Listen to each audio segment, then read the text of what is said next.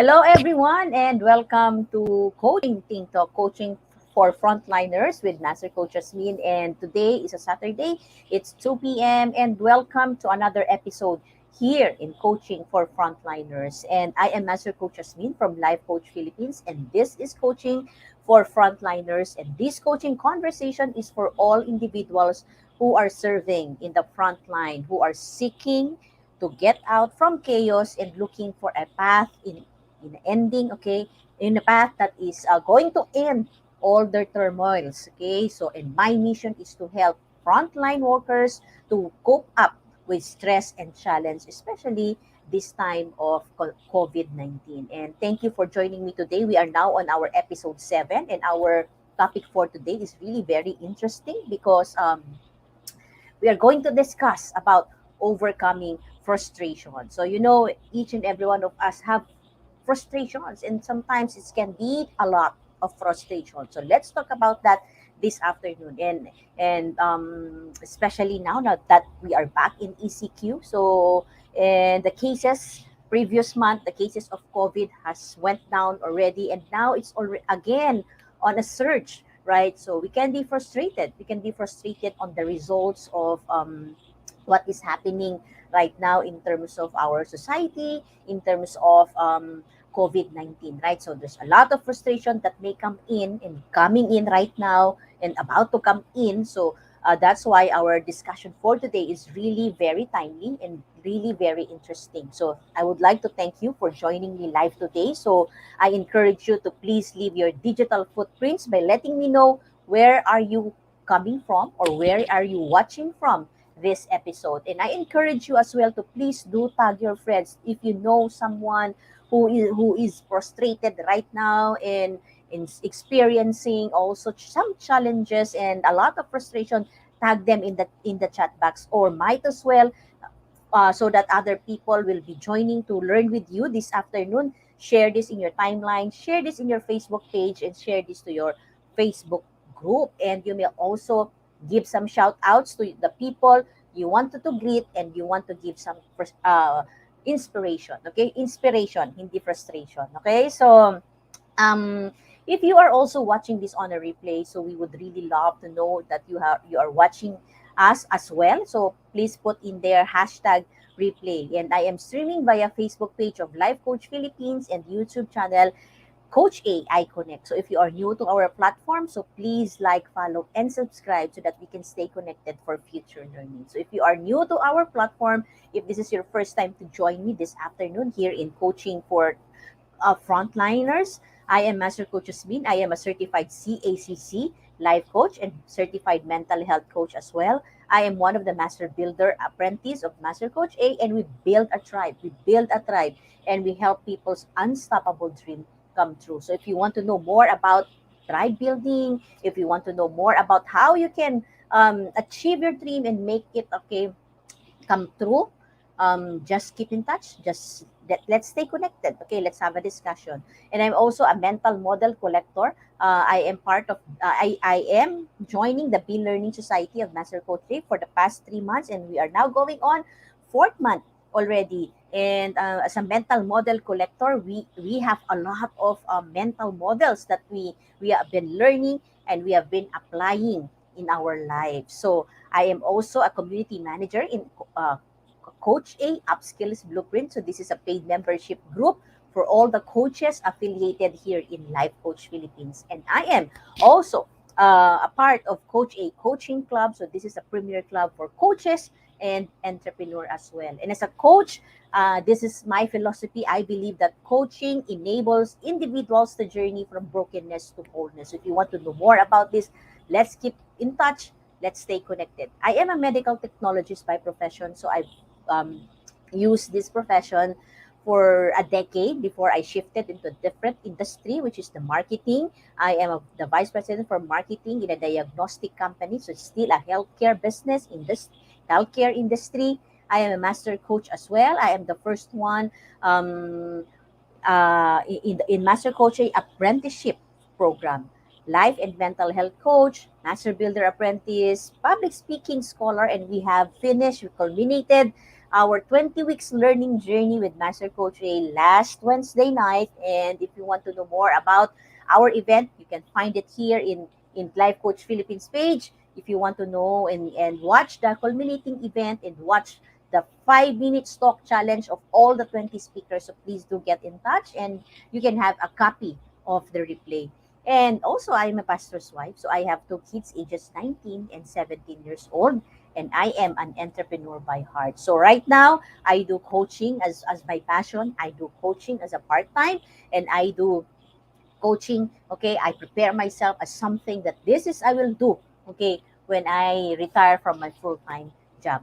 I am also the founder and creator of Life's Labyrinth Coaching Community. So whenever you are ready to join my community, so please do get connect with me, join me. This is a free community where we learn all different things on how we can really move forward in life, make our unstoppable dream come true. So if you are ready or someone out there who is ready to end that chaos into your life right now and make order as a priority, do join me inside Life's Labyrinth community. You know, life is short and life is uncertain, right? So we need to start getting some priority in our life, especially putting some order in our life right now because there's a lot of challenges, there's a lot of things that is going on, and every day it's a chaos, it's a never-ending chaos in our personal life, in our career, in our in our environment, right? So join me inside Life's Labyrinth Coaching Community. And also, I have one episode also here in Coaching Ting Talk, and that is every Sunday. That is Coaching for God-Centered Living. And I also have an episode in Decaf Brewing Live, Decaf by Decaf Coffee Republic. That is every second Saturday and first Saturday and third Saturday of the month. So join me, okay? Join me in my different episodes here in Life Coach Philippines and Decaf Coffee Republic. And I also do Life Coaching 101. So if you are interested to know more about our profession and you wanted to have an overview of if this is something for you, so please do get in touch with me and let's stay connected and let's schedule that class with you. And this is a gift for you from Master Coach A and from Life Coach Philippines. So we do not charge in Life Coaching 101 because we want you to really understand how we can work together and how life coaching can help your dreams come true and your financial frustration, but at the same time, help more help a lot of people through the platform of life coaching. And also this afternoon, I encourage you to share your aha moments, your nuggets of wisdom, your learning by sharing it in your timeline. But don't forget to put in there this hashtag pack my bag moment and hashtag coaching ting talk as a reference. So be a blessing this afternoon. You know, there's a lot of testimonies we have heard already. A lot of lives have changed. Someone really messages us that how hashtag pack my bag moment is helping them a lot. So be a blessing this afternoon. I encourage you, I challenge you to get at least one thing that you can share into your timeline this afternoon. And don't forget to put the hashtag pack my bag moment. So if you go to my timeline, you will see a lot of hashtag pack my bag moment as well. And other hashtag where did I get that learning? So let's do it. Okay. The world needs more encouragement right now. The world needs more um, good stuff in the digital space, right? So let's be a blessing. And you know what? Okay, so not all superheroes, remember this, not all superheroes they wear capes. They wear masks and these are our frontliners. So why not this afternoon tag someone, tag a frontliner, someone that you know who works in the grocery, who works in the store, who works in the hospital, who works as a policeman or militaries, they provide service right now, or anyone you know, okay, who are a frontliner, the delivery man, so anyone that you know who are a frontliner right now, tag them in the chat box and why not give them some thank you, give them some love, give them some inspiring message, especially now that we're back in ECQ. So double time na naman sila, double job, triple job, or quadruple job na naman ang meron sila. So give them some shout out, give them some love, give them some appreciation this afternoon. And you know what? At this time, the major villain, yung kontrabida ng mga superheroes natin is walang iba kung hindi si COVID-19 virus. But in spite of that, okay, our modern day heroes, what they do is they continue to do their job tirelessly and continue to find ways to combat that threat and eventually beat the invisible enemy, which is COVID-19. And every day, our frontliners, they put their own safety and well-being aside. They provide life-saving support and protection to the most people in need. So that's why they deserve some love. They deserve some appreciation from us. So tag them right now, message them, and they may not be able to read it right now, but it will appear in their notification later on, and they would appreciate. Okay, they would appreciate that. Sometimes, one word of saying thank you and acknowledgement and some appreciation means a lot and can bring back to them joy, life, and some happiness, right? So let's give that today to them. So, and also the impact, okay, we know the impact of COVID-19, right? In terms of our economy, in terms of studies, and in terms of a lot of things, but most especially, it has a negative effect on people's mental health. And even our frontliners are not exempted on this one. And the main psychological consequence to date appear high level or elevated level of stress, anxiety, loneliness, insomnia, and depression. And this episode here in Life Coach Philippines in Coaching Think Talk is for all of our frontliners who, okay, who want to strengthen their mental health in fighting, okay, in fulfilling their job and fighting COVID-19. So, our topic for today is about overcoming frustration. So, let's have an overview. What is frustration? So, when you think about the word frustration, type it in the chat box. There's no wrong answer here. So put it in the chat box. What is frustration for you? Okay? According to Wikipedia, sabi niya, ang frustration daw is a common emotional response to opposition related to anger, annoyance, and disappointment. So it's an emotion. It's a response. Hindi ka na frustrate just because you wanted to be frustrated. Frustration is a response to opposition related to anger, annoyance, and disappointment. And frustration arises from the perceived resistance to the fulfillment of individuals' will or goal is likely to increase when a will or goal is denied or blocked. Pagka yung will mo, yung goal mo, naharangan yan, di ba? There is a resistance. Okay? There's a resistance na hindi mo siya na-fulfill, so therefore, it will result to frustration. And frustration originates from the feeling of uncertainty and insecurity, which stems from a sense of inability to fulfill needs. So mararamdaman mo yung paano na? What will happen? 'Di ba? So meron siyang uncertainty and meron siyang insecurity. So that is a picture of frustration. And the bad news about frustration, when it is unresolved, frustration and anger may grow until you are not able to deal with them. And you may then even sometimes, kaya ito ang manifestation yan. You will yell, you will scream, or worst thing is you may hit someone. Because unexpressed frustration and anger can also cause other problems such as physical illness or depression. And as a frontline worker, I know that sometimes you may have some unresolved frustration. And minsan baka nagugulat ka sa sarili mo, bakit ba ang magagalitin ko na ngayon, 'di ba? Why do I easily snap with someone? Bakit ang dali ko nang magalit, ang dali ko nang mapikon, 'di ba?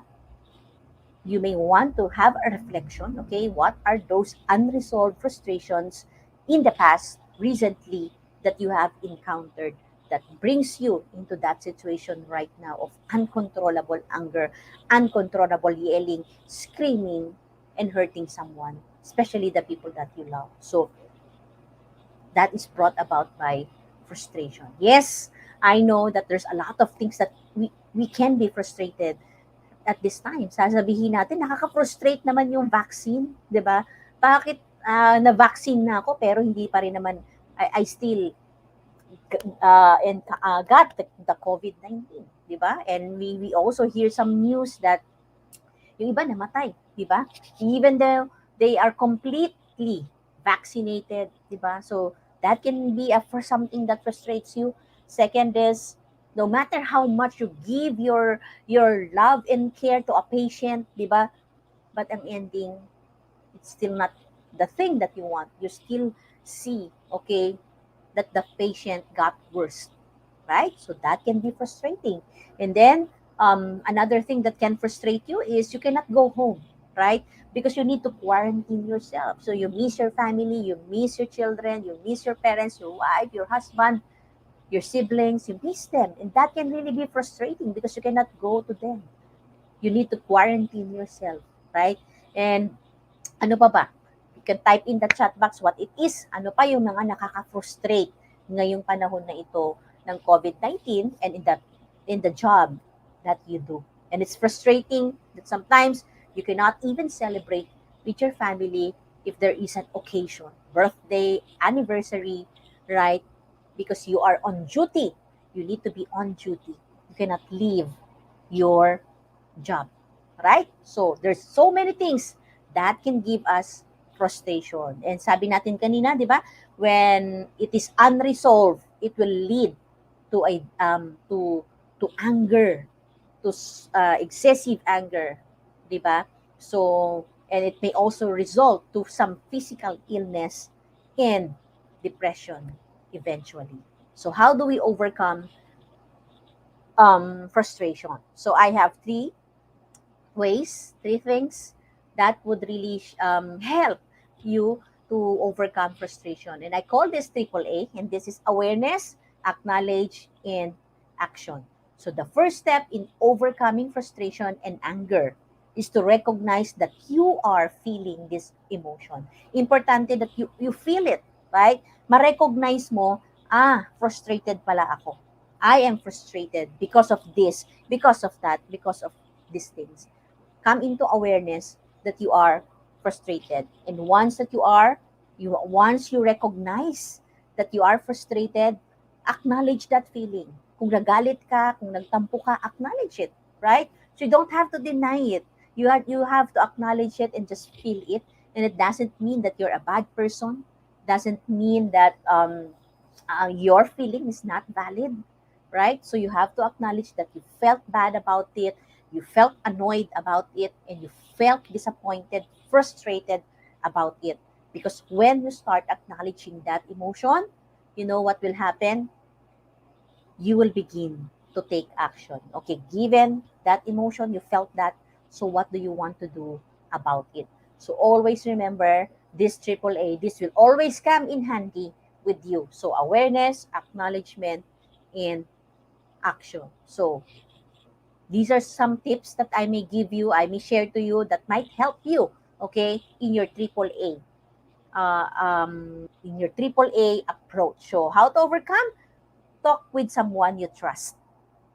Talking with someone can may help you become more clear about what you are feeling. And that's what we do here in Life Coach Philippines. And that's what we do as life coaches. That's why whenever we have a talk, we encourage you at the end of the program to get in touch with us. Let's have a conversation. Let's have a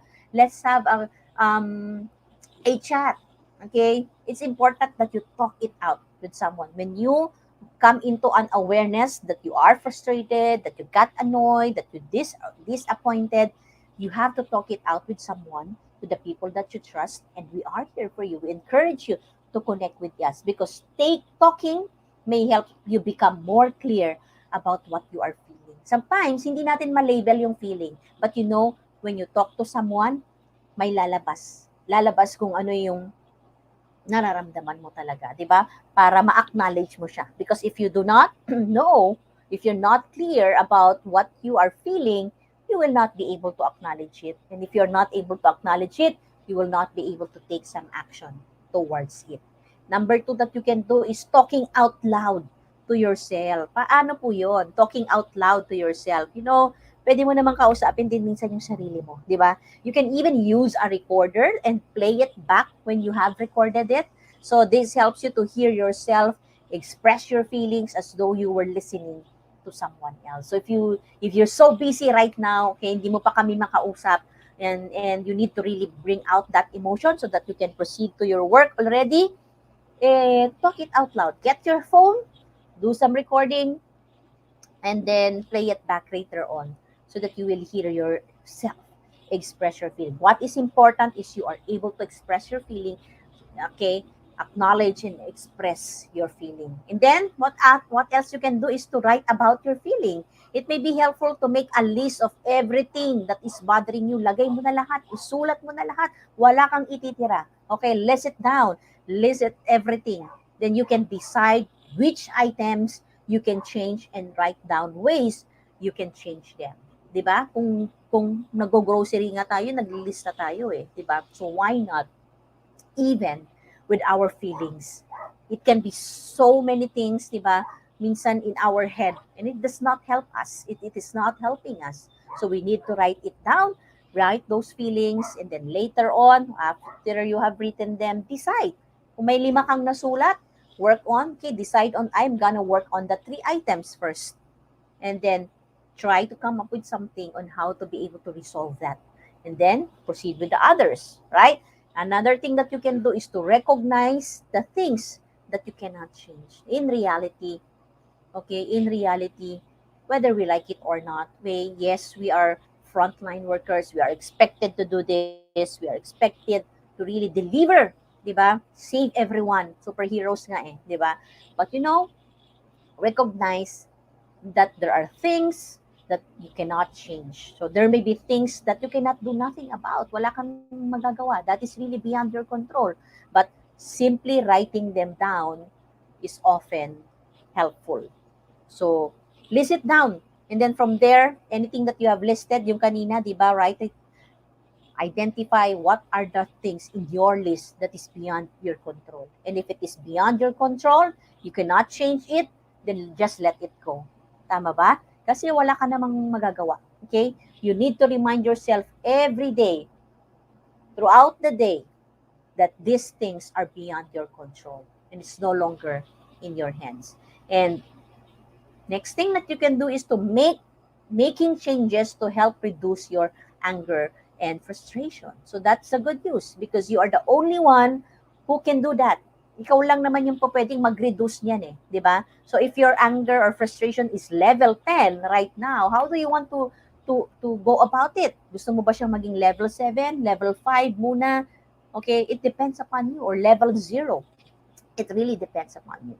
But what is more important is you are making a decision that you're going to make some changes in order to reduce your frustration and anger. For example, okay, for example lang ito if you're in the house and your child's television program bother you, parati siyang nanonood ng cartoons, 'di ba? Hindi mo medyo nagugustuhan, 'di ba? Move the television in the room wherein you can shut the door, or you can wear earplugs if noises such as television or radio seems to be louder than usual. There's always something that you can do. Like instead of really dwelling on that feeling of frustration, do something about it, right? So remember, this is something that I would like to remind you that sometimes, alam mo, yung fatigue natin is not often caused by work, but by worry, frustration, and resentment. Sabi ni Dale Carnegie. Right? Bakit tayo pagod? Hindi na, minsan, if you assess it, it's not really about work. And minsan, you have your day off and you sleep for long hours, di ba? Pero feeling ko pagod ka pa rin. Because it often stems from worry, frustration, and resentment. And burnout as well. Burnout is exhaustion of physical or emotional strength or motivation, usually as a result of prolonged stress or frustration. And that can happen if you allow if yourself to really dwell on frustration. It can lead to stress, and prolonged stress can lead to burnout until one day you will just throw in the towel and tell to the people, ayoko na, I give up, right? So it doesn't have to be that way. So if you continue to have trouble in overcoming your frustration in your anger, okay, it doesn't have to be that way. Always remember that your present situation is not your final destination, and the best is yet to come. So, what do we need to do? We need to take action because action changes things, and you don't have to go through with it alone. So, if you feel that there are some unresolved issues in your past, if you feel that there are some unresolved anger, frustrations, disappointments that is causing you right now to become aggressive, to become the person that you are not expecting you to be, and that is affecting your relationship, that is affecting your job as well, let's have a conversation. So I invite you today to take some action. Sabi natin kanina, di ba, yung the first thing, talk it out with someone because you will, makakatulong yun talaga sa'yo. Sa triple A, we need to come into awareness. But we cannot come into our awareness, we cannot come into acknowledgement, and we cannot come into taking action if we cannot label, we cannot identify how do we really feel right now. Sometimes alam mong may problema, di ba? But you cannot pin it down. You cannot identify it. So let's have a conversation. You don't have to really go through that alone. Help is available. Connect with me, Coach Hasmin, 0918-944-7841, or email me. Okay, don't go through that alone. You know, life is beautiful, life is short, life is uncertain, but it is in our hands to make life meaningful and to make life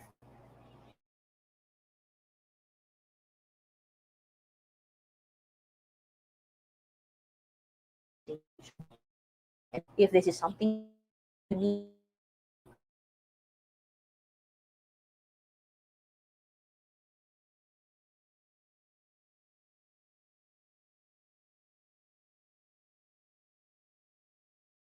that you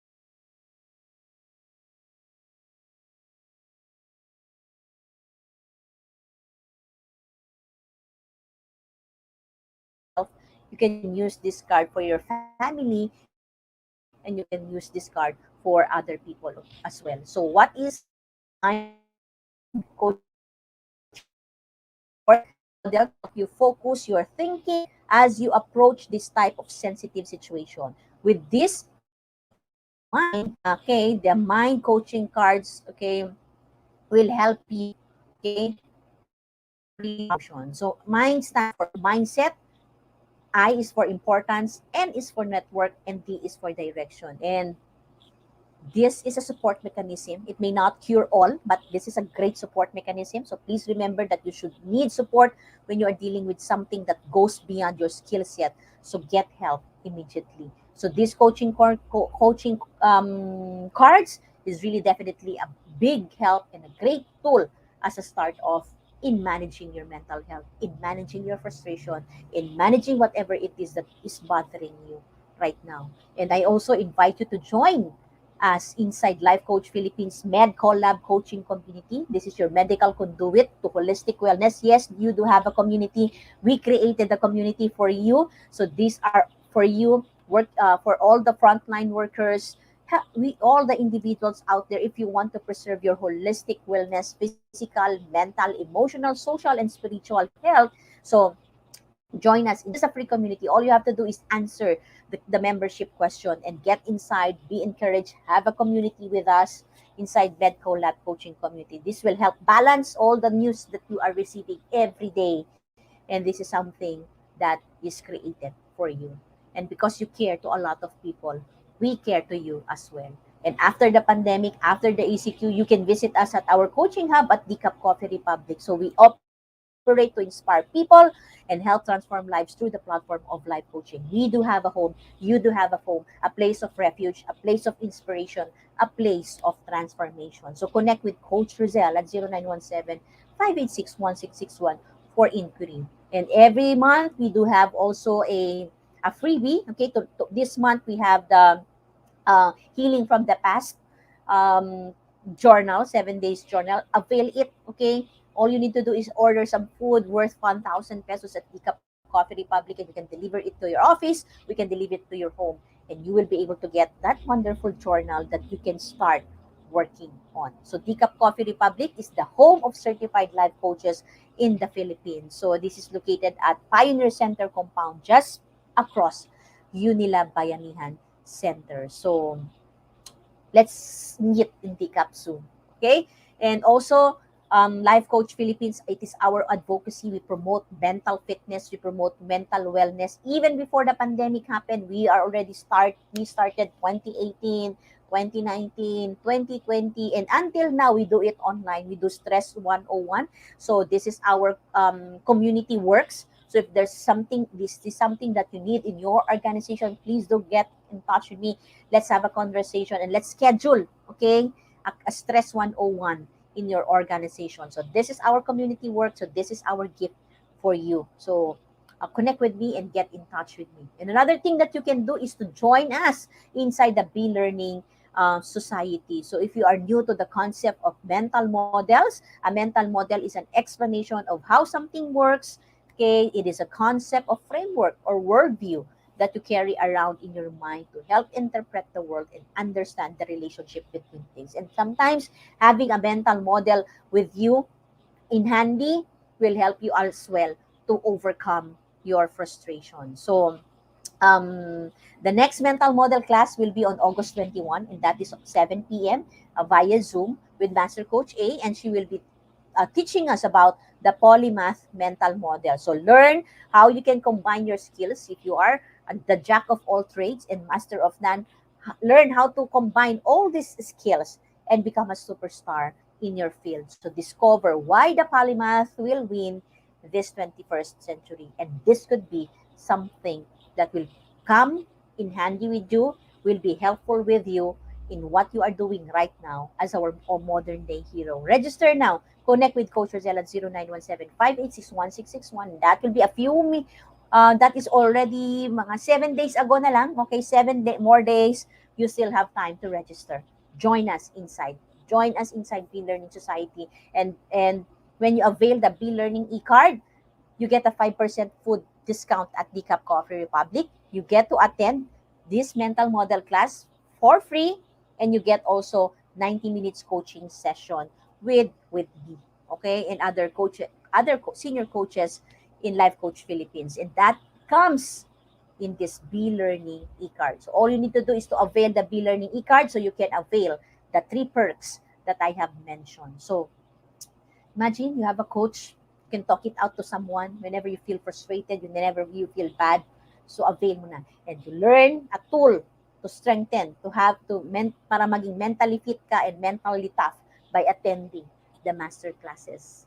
Right? So, and if you are someone that you know, okay, nararamdaman mo ngayon, parang gusto ko din maging life coach. If you are interested in what we are doing right now, Master Coach A already created co-create life coach certification program. So this is a 21 days online journey, 3 days live coaching bootcamp, and 3 days live business bootcamp if you want to take it to the next level, if you want to make it as well as a business. So connect with us at 0917-586-1661 or email connect@mastercoacha.com so that you personally meet, okay, Master Coach A as well, and she will be the one to handle and answer whatever it is that you may have, questions that you may have in mind. So if this is something for you, connect with us, okay? So do join us for another coaching conversation later on at 4 p.m. with Coaching for Moms with Coach Joanna. Coaching for Moms in Transition with Coach Joanna. So once again, this is Master Coach Hasmin from Life Coach Philippines for Coaching Team Talk. Coaches like us think and talk like this. This is us in the Philippines. Love, bam, boom. Remember, you don't have to do it alone. Bye-bye. Love, bam, boom.